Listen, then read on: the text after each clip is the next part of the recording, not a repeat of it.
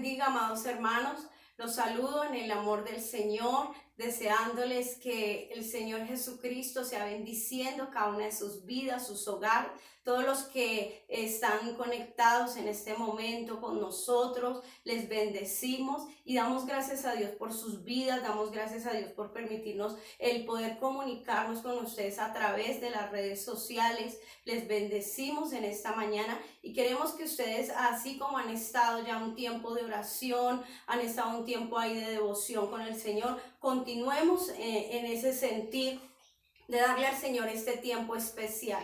Quiero recordarles lo que dice la palabra de Dios en el Salmo 125, versículo 1 y 2. Dice: los que confían en Jehová son como el monte de Sión, que no se mueve, sino que permanece para siempre. Como Jerusalén tiene montes alrededor de ella, así Jehová está alrededor de su pueblo desde ahora y para siempre.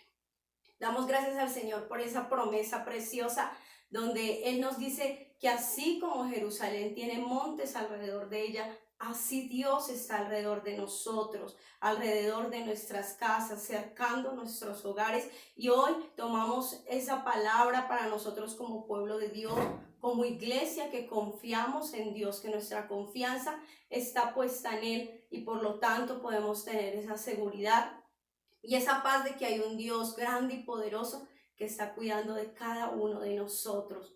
Vamos a orar en esta mañana, vamos a colocar nuestros corazones delante de Dios para que Él sea hablando a través de su palabra, esa palabra produzca en nosotros más fe, más fortaleza, esa palabra llene de paz y de bendición cada uno de nuestros hogares. Incline su rostro ahí donde usted está y vamos a orar. Bendito Dios, Padre bueno, en el nombre de Jesús, Señor, te damos muchas gracias, Señor, por permitirnos estar en esta mañana delante de tu presencia. Gracias, Señor, por cada familia, Padre. Yo hoy te agradezco por cada uno de mis hermanos y por sus familias, Señor, que en esta hora, Padre Celestial, están reunidos glorificando tu nombre, clamando a ti, Dios del cielo.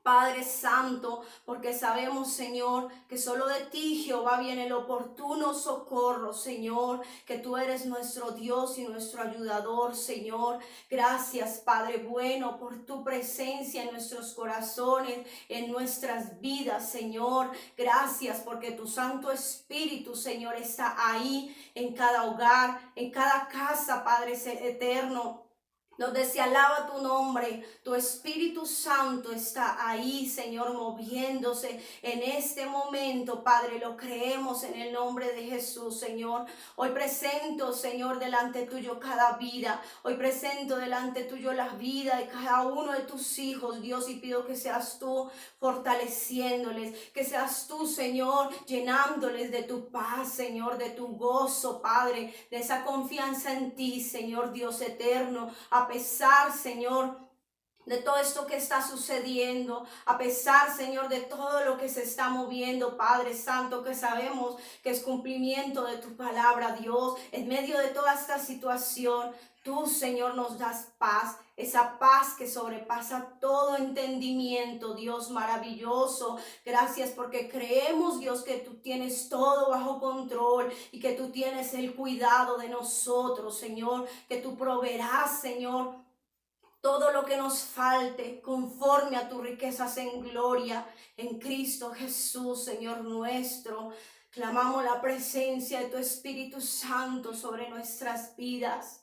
Espíritu de Dios, llena cada vida, llena cada corazón. Señor, llena ahí, Señor amado, a cada uno de tus hijos, ahí en sus hogares, en sus casas, donde están, Señor, tu iglesia, Señor, que no se detiene, tu iglesia que no se limita solo a una estructura, Señor, a una construcción, Dios, sino que somos nosotros los lavados con la sangre de Jesucristo, Señor. Somos tu iglesia, la que tú has redimido, Dios, y anhelamos de la presencia de tu Espíritu en nuestras vidas, Señor. Te lo pedimos, Dios, en el nombre de Cristo Jesús. Digámosle a Él, digámosle al Espíritu Santo que llene nuestras vidas en esta mañana. Que el Espíritu de Dios ministre nuestros corazones con esa paz. Cierre sus ojos ahí donde usted está y vamos a decirle a Él: Espíritu de Dios, llena mi vida, llena mi alma, llena mi ser. Espíritu de Dios, llena mi vida, llena mi alma, llena mi ser. Lléname de tu presencia, lléname de tu poder, lléname de tu amor. Oh, lléname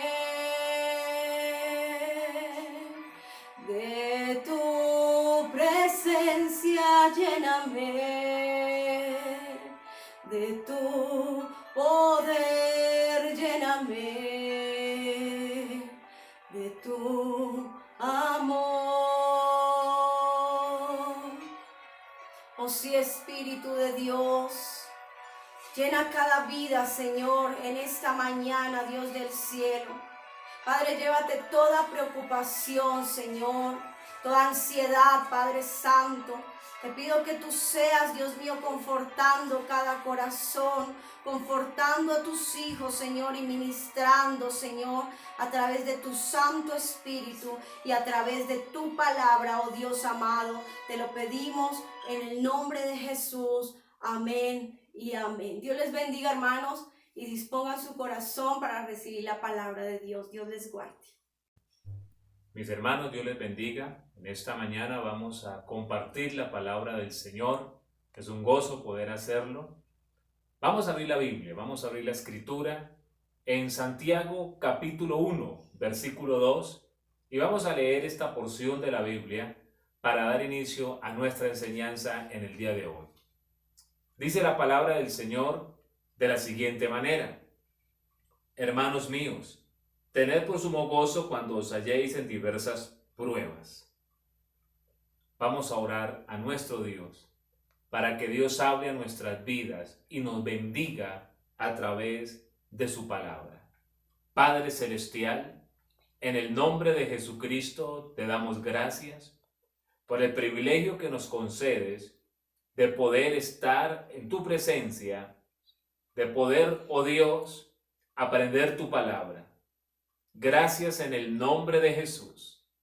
Señor, bendícenos, edifícanos, consuélanos, exhórtanos hoy a través de las Escrituras, en el nombre de Jesús. Amén y amén.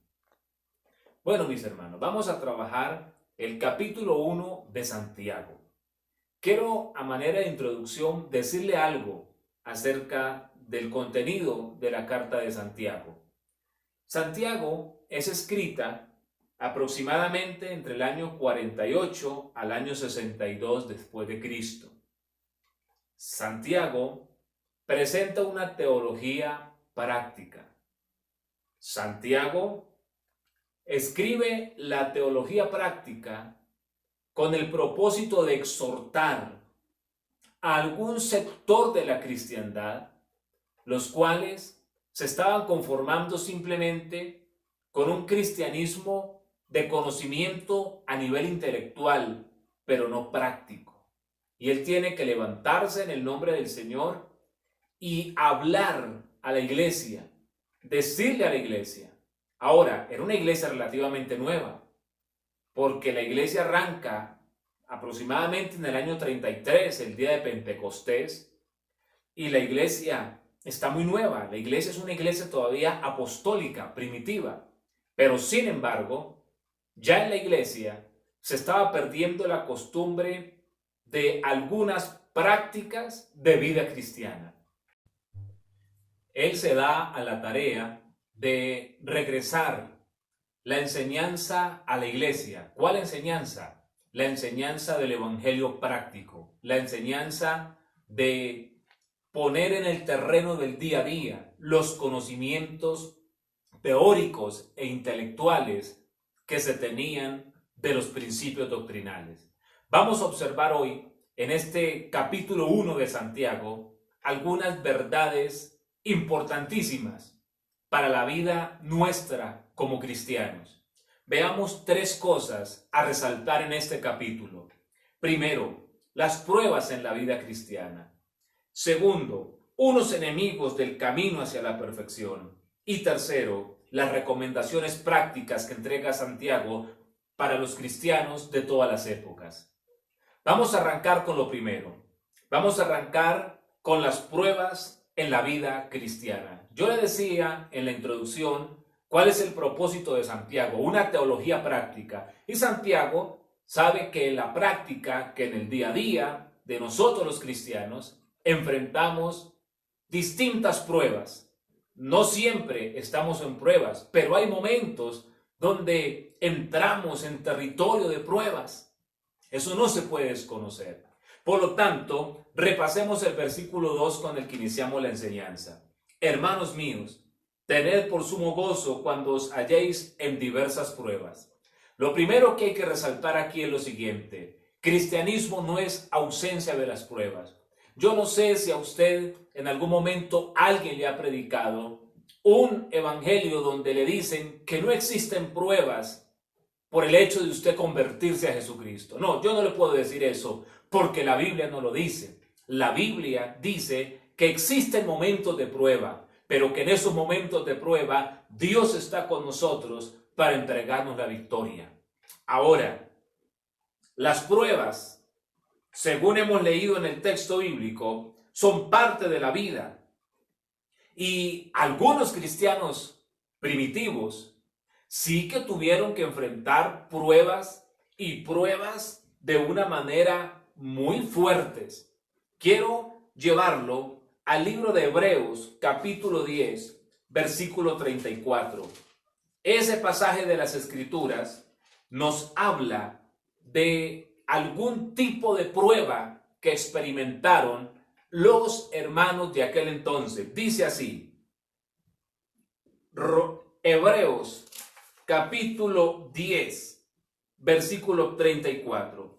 Dice, porque de los presos también os compadecisteis, y el despojo de vuestros bienes sufristeis con gozo, sabiendo que tenéis en vosotros una mejor y perdurable herencia en los cielos. ¿Sabe? Los cristianos primitivos fueron a la cárcel. De esos presos es que habla Hebreos, de los presos por causa de su convicción cristiana. Pero no solamente fueron a la cárcel, sino que en esos momentos muchos de ellos habían sido despojados de sus bienes.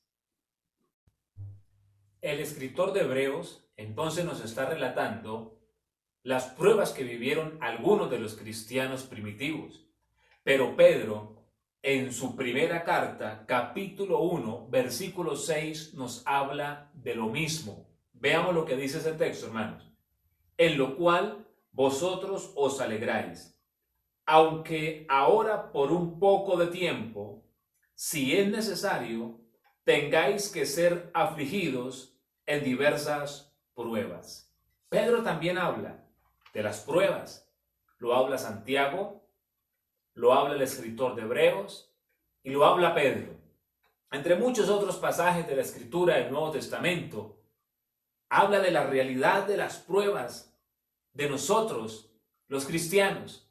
Pedro dice, por un poco de tiempo. Yo se lo decía hace un momento, no siempre estaremos en prueba, pero hay momentos donde el Señor permite ciertas pruebas. Ahora, las pruebas tienen un propósito. Veamos lo que dice Santiago, carta que estamos estudiando, capítulo 1, versículo 3. Sabiendo que la prueba de vuestra fe produce paciencia. El propósito que poseen las pruebas es producir paciencia. Y la paciencia se puede definir como la virtud de saber esperar. Y también se puede definir como perseverancia. Mis hermanos, ahora el saber esperar, el saber perseverar, viene como resultado de las pruebas que como cristianos en algunos momentos experimentamos. Por eso en estos momentos donde sentimos fuego de prueba, no debemos asustarnos, no debemos sorprendernos, debemos dar gloria al Señor, levantar nuestra mirada al cielo y decirle: Señor, ayúdame, porque después de esta prueba, en mi vida se manifestará una mayor paciencia. Aprenderemos a esperar y aprenderemos a perseverar. Ahora, veamos lo que dice el versículo 4.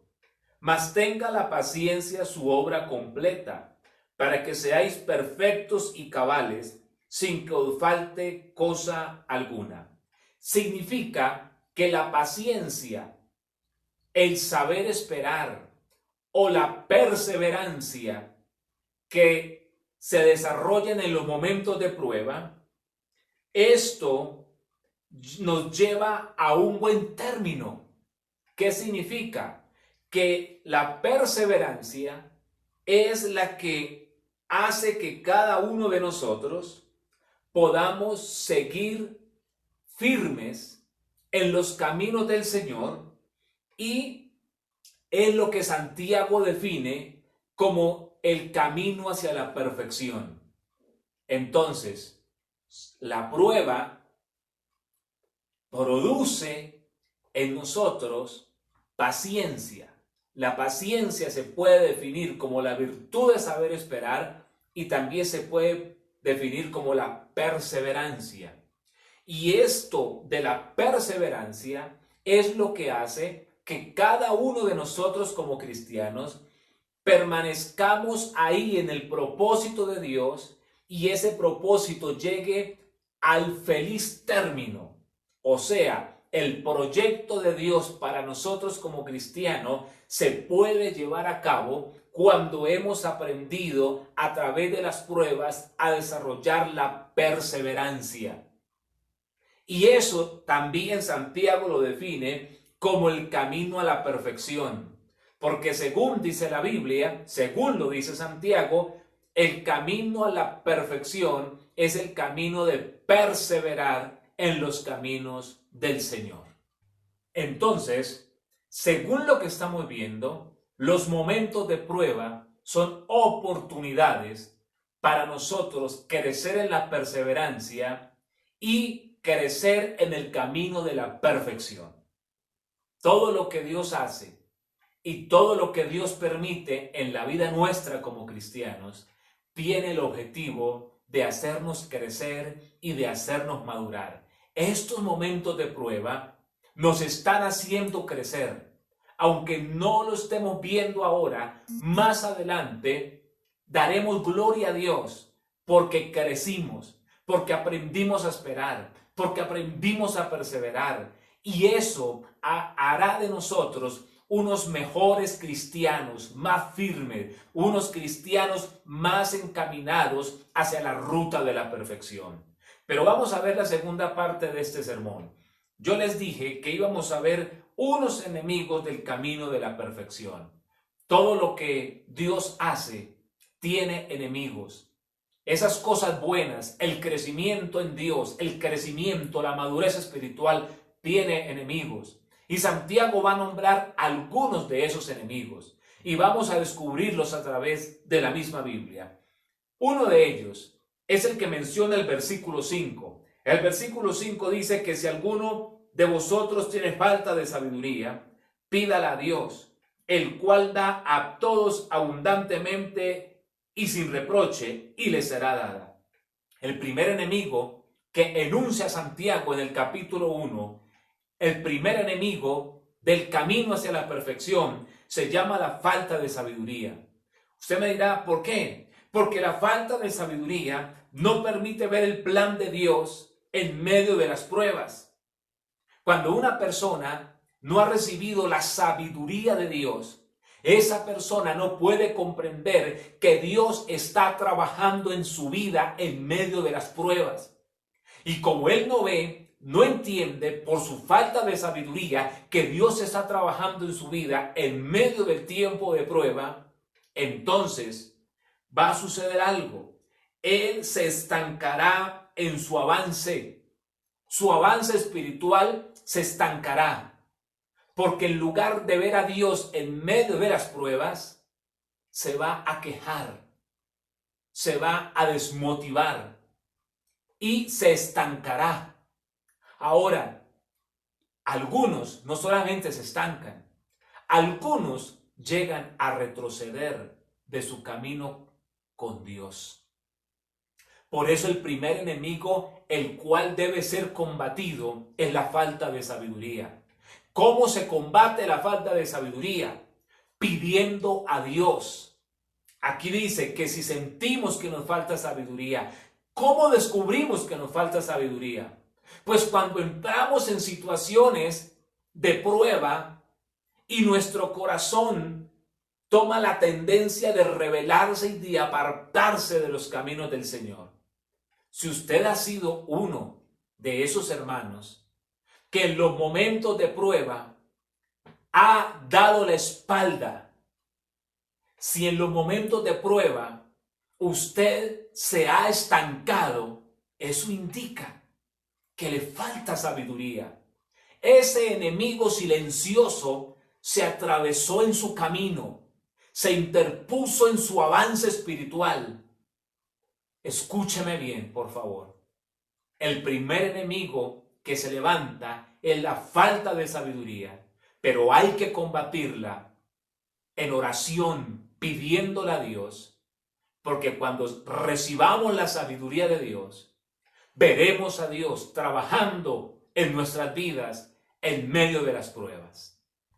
El otro enemigo del que nos habla Santiago, que quiere estorbar en el camino hacia la perfección del cristiano, se llama el doble ánimo. Observemos el versículo 8. Dice, el hombre de doble ánimo es inconstante en todos sus caminos.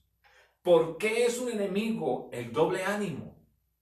Porque el doble ánimo es un estorbo en la vida de oración e impide recibir respuestas tan anheladas por todos nosotros. Mire, mi hermano, hay oraciones que de inmediato tienen respuestas.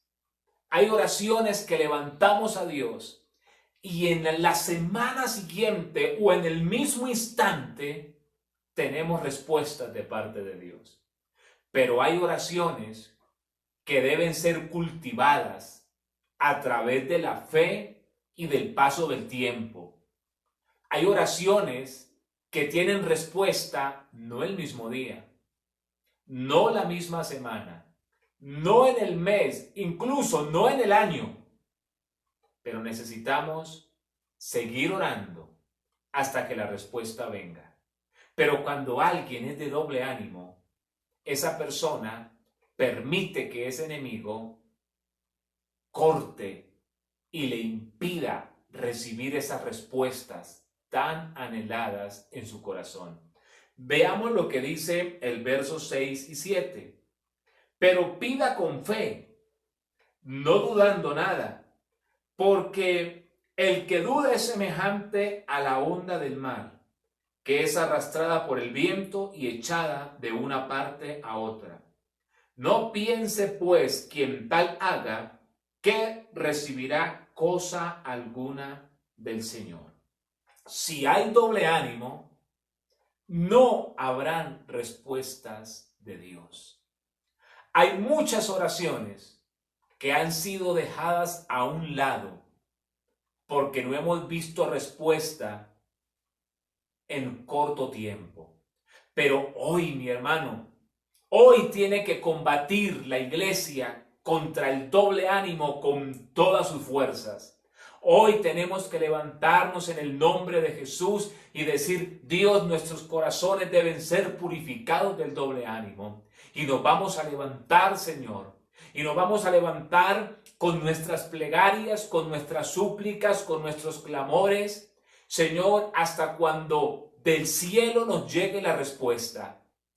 Muchas veces Dios nos va a decir sí, en otras dirá no, en otras dirá hay que esperar, pero respuesta tendremos si aprendemos a perseverar en los propósitos de oración. El doble ánimo no solamente impide respuestas a la oración, el doble ánimo impide todo tipo de conquistas, tanto espirituales como en cualquier área de la vida. Las personas que son inconstantes son aquellas, las personas que son de doble ánimo, son aquellas que solo tienen inicios, solo tienen comienzos, pero nunca terminan lo que se propusieron iniciar. Su estudio queda a mitad de camino. Los hogares los abandonan. Los negocios los tiran a la quiebra porque hay un enemigo que atacó sus vidas y no lo enfrentaron con todas las fuerzas: el doble ánimo. Hemos mencionado dos enemigos citados por Santiago en este capítulo 1, enemigos del camino hacia la perfección. Pero hay un tercer enemigo, y es el enemigo de la tentación. Ahora, antes de introducirme a hablar de lo que Santiago nos muestra como la tentación, quiero decir lo siguiente. Según la Biblia, hay tres tipos o tres fuentes de donde proviene la tentación. Uno de ellos es el mundo, hablando del sistema pecaminoso que nos rodea. Segundo, hay un enemigo llamado el diablo. Pero hay un tercer enemigo, y de ese tercer enemigo es del que habla Santiago acá en el capítulo 1. Santiago en este momento no muestra la tentación que viene del diablo ni la tentación que viene del mundo. Santiago va a hablar de la tentación que viene de nuestra propia carne. Veamos por favor lo que dice el versículo 13. Cuando alguno es tentado, no diga que es tentado de parte de Dios, porque Dios no puede ser tentado por el mal, ni Él tienta a nadie, sino que cada uno es tentado, óigalo bien, cuando de su propia concupiscencia es atraído y seducido. Aquí aparece la palabra concupiscencia. Esa palabra concupiscencia significa codicia, deseo, pasión. Esta tentación de la que habla Santiago, vuelvo y le reitero, no es la que viene del diablo, no es la que viene del mundo, es la que viene de nuestra propia carne, de nuestra propia naturaleza caída pecaminosa. Santiago dice: si usted siente tentaciones, no diga que Dios lo está tentando, por favor, porque Dios ni puede ser tentado porque Él es santo por naturaleza y Él no puede ser tentado por ningún tipo de mal debido a la grandeza de su santidad, ni tampoco Él tienta a nadie, sino que cada uno de su propia codicia, deseo o pasión es atraído y seducido. Entonces la concupiscencia, o sea, la codicia, el deseo, la pasión pecaminosa, después que ha concebido, da a luz el pecado, y el pecado siendo consumado, da a luz la muerte. Amados hermanos míos, no erréis. Toda dádiva y todo don perfecto desciende de lo alto, del Padre de las luces, en el cual no hay mudanza ni sombra de variación. Él, de su voluntad, nos hizo nacer por la palabra de verdad, para que seamos primicias de sus criaturas. Bendito el nombre del Señor. Óigame, Santiago entonces nos dice que la fuente de la tentación, que una de las fuentes más poderosas de tentación es nuestra propia naturaleza pecaminosa. No digamos que Dios nos está tentando, porque como leímos en los versículos 16 al 18, Dios solamente a nosotros nos quiere enviar son cosas buenas, dádivas de bendición.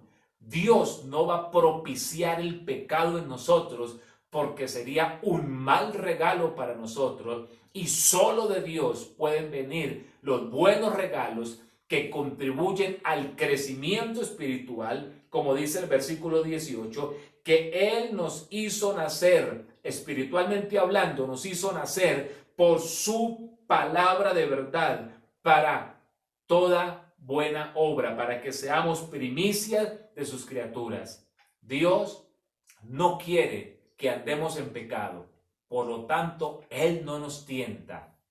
Somos tentados de nuestra propia naturaleza pecaminosa. Con lo que acabamos de aprender, entonces podemos llegar a la siguiente conclusión. La falta de sabiduría, el doble ánimo, también pueden ser incluidos dentro de la tentación.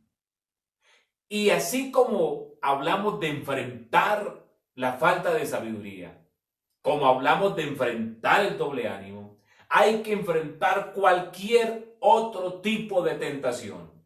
Y cuando se enfrenta y se vencen las tentaciones en el área que sea, la Biblia dice que viene recompensa tras cada tentación superada. Veamos lo que dice el verso 12. Bienaventurado el varón, la persona que soporta la tentación, porque cuando haya resistido esa prueba de tentación, recibirá la corona de vida que Dios ha prometido a los que le aman.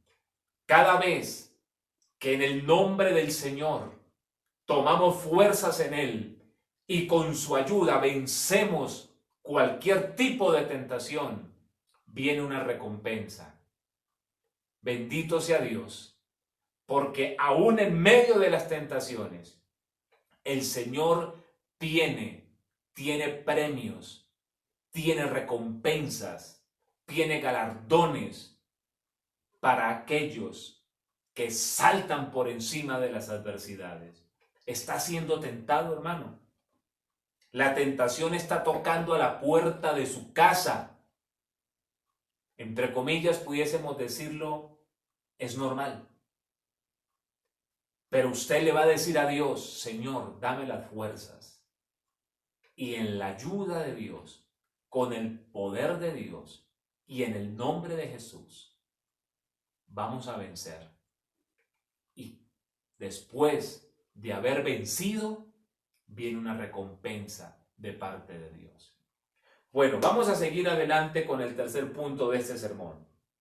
Las recomendaciones prácticas que nos entrega Santiago a los creyentes de todas las épocas. Pude resaltar 3. Una de ellas, hay que desechar la inmundicia. Si estamos convencidos del llamamiento de Dios hacia la victoria, hacia el camino de la perfección, pues, y si estamos convencidos de que necesitamos vencer las tentaciones que vengan por delante, hay una recomendación práctica y es: desechemos la inmundicia. Veamos el verso 21. Por lo cual, desechando toda inmundicia y abundancia de malicia. La palabra malicia en la Biblia quiere decir toda inclinación hacia el mal. Las recomendaciones prácticas en primera instancia tienen que ver con desechar la inmundicia y la malicia. Esa inclinación hacia lo que no es correcto, dice la Escritura, deséchela. Nosotros, con la ayuda de Dios, tenemos que tomar esa determinación. Hay que desechar toda inmundicia y toda malicia. ¿Para qué? para que una vez desechada la inmundicia y la malicia, entonces quedamos con el corazón dispuesto para recibir, sigamos leyendo el 21, y recibir con mansedumbre la palabra implantada, la cual puede salvar vuestras almas. Según entonces lo dicho por Santiago, lo que puede salvar nuestras almas, y aquí la palabra salvar es una palabra que implica restaurar, levantar, restituir, liberar.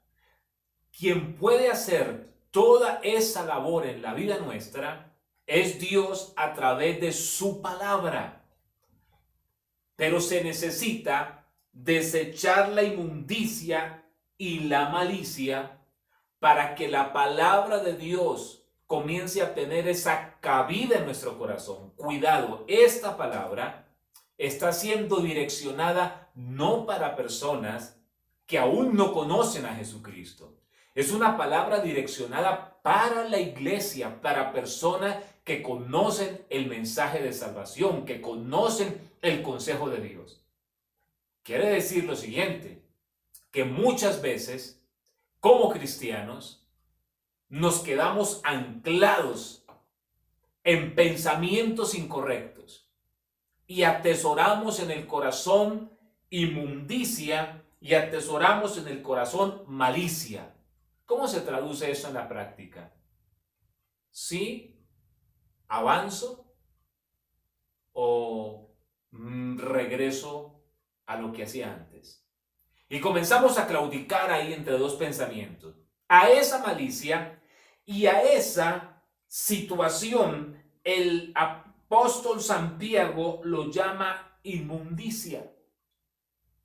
Ese claudicar en dos pensamientos es visto en la Biblia como inmundicia y como malicia. Eso es lo que no ha permitido que la palabra de Dios produzca esa salvación que ella anhela producir en el corazón de la iglesia. Porque en lugar de estar recibiendo esa palabra que ya fue implantada, que ya fue sembrada, estamos claudicando en dos pensamientos. Pero cuando la inmundicia y la malicia quedan a un lado, entonces la palabra de Dios comienza a ser recibida a la manera que Dios quiere que se reciba, con mansedumbre, con corazón abierto y dispuesto a creerla y a ponerla por obra. Porque el otro consejo, la otra recomendación práctica que hace Santiago es a poner por obra esa palabra que se ha recibido. Veamos lo que dice el versículo 22. Pero sed hacedores de la palabra y no tan solamente oidores, engañándoos a vosotros mismos. Porque si alguno es oidor de la palabra, pero no hacedor de ella, este es semejante al hombre que considera en un espejo su rostro natural. Porque él se considera a sí mismo y se va y luego se olvida cómo era. Mas el que mira atentamente en la perfecta ley, la de la libertad, y persevera en ella, no siendo oidor olvidadizo, sino hacedor de la obra, éste será bienaventurado en lo que hace. Mis hermanos, Santiago nos está dando entonces tres recomendaciones prácticas: desechar la inmundicia y la malicia, recibir la palabra de Dios con mansedumbre y poner la palabra de Dios en práctica. Esas son las recomendaciones que nos da Santiago. Recomendaciones que no tienen tanto que ver con aspectos intelectuales, sino más bien con una vida práctica en cuanto a nuestra manera de vivir en el día a día. Si estas cosas se ponen en el orden que deben estar, muy seguramente, como dice acá el final del versículo 25, seremos bienaventurados en lo que hacemos. Muchas personas andan buscando las claves del éxito. Muchas personas andan buscando cómo prosperar, cómo descubrir la forma para que les vaya bien. Listo, la Biblia dice, poniendo la palabra de Dios por obra. Quiero concluir leyendo el versículo 26 y 27. Si alguno se cree religioso entre vosotros y no refrena su lengua, sino que engaña su corazón, la religión del tal es vana. La religión pura y sin mancha, sin mácula, delante de Dios el Padre es esta: visitar a los huérfanos y a las viudas en sus tribulaciones y guardarse sin mancha del mundo. Resumen de resúmenes. Santiago dice lo siguiente: la verdadera religión, la verdadera vida que agrada a Dios, consiste en poner en práctica la palabra, en el servicio de los que necesitan y en guardarnos sin mancha del mundo. No es solamente servir a los demás, es servir a los demás, pero vivir en una vida honesta delante de nuestro Dios. Recordemos entonces, para terminar, que en estos momentos de prueba son oportunidades de crecimiento espiritual.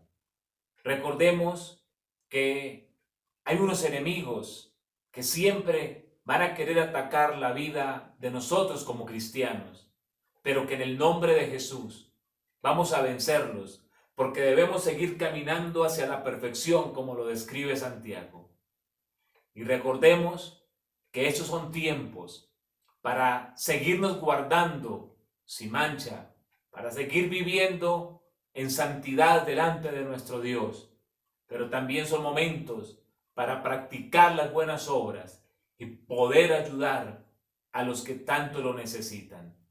Vamos, mis hermanos, a aprovechar estos tiempos para seguir en fidelidad a Dios, pero para seguir demostrando el amor de Dios a través del Evangelio y de la teología práctica, una fe con buenas obras. Oremos al Señor. Allá donde usted se encuentra, levantemos juntos una oración por la iglesia del Señor, por el pueblo judío y por el mundo gentil que tanto lo necesita. Padre Celestial, en el nombre de Jesús, oramos en esta hora, Dios del cielo, por todos aquellos que están atravesando momentos difíciles. La iglesia, los judíos y los gentiles necesitan una intervención de tu mano poderosa. Señor, visita los hospitales, visita, Señor, las casas donde hay enfermos. Dios, consuela los corazones de aquellos que han perdido seres queridos. Señor, provee milagrosamente, como solo tú lo sabes hacer, a aquellos que tienen falta de bienes para su sustento. Permítenos mantenernos en fidelidad, pero permítenos extender nuestras manos para practicar el evangelio de las buenas obras. Señor, muchas gracias. Bendigo a la iglesia en el nombre de Jesús y oramos, Señor, para que todo esto que estamos viviendo, Señor, pasará. Dios mío, ten misericordia de nuestras naciones. Limpia los aires, Padre, en el nombre de Jesús. Visita nuestra tierra con sanidad y con medicina. En contra de todo pronóstico, tu palabra tiene poder para sanar nuestros cuerpos enfermos. Porque la Biblia dice que por tu llaga fuimos nosotros curados. Tú tienes el poder de hacer todas las cosas nuevas. Tienes el poder, Señor, de multiplicar la harina en la tinaja como hiciste con la viuda y el profeta. Señor, gracias por ser bueno y misericordioso. Bendigo a tu pueblo, a a los pastores, a los ministros. Señor, abre puertas de bendición y sorpréndenos, Señor, con manifestaciones de tu gloria. En el nombre de Jesús, gracias por este tiempo de adoración y de palabra en tu divina presencia. Gracias, oh Dios, en el nombre de Jesús. Amén. Mis hermanos, Dios me les bendiga, Dios les guarde y recordemos, es un tiempo de crecimiento espiritual en el nombre de Jesús.